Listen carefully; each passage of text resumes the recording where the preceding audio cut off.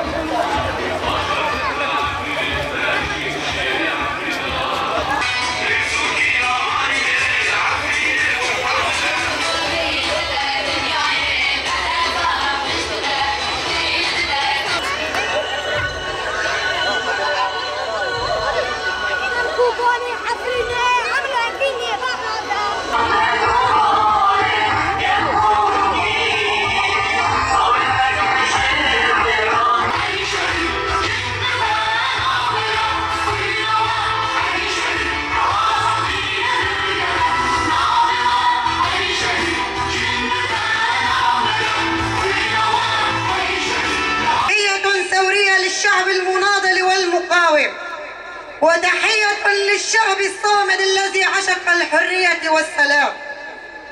إن في مثل هذا اليوم بتاريخ 20/1/2018 قامت الدولة التركية ومرتزقتها في هجومها على مدينة السلام مدينة عفرين من خلال تواطؤ الدولي والرجعية الكردية المتمثلة بجماعة الخيانة العظمى أنكسي.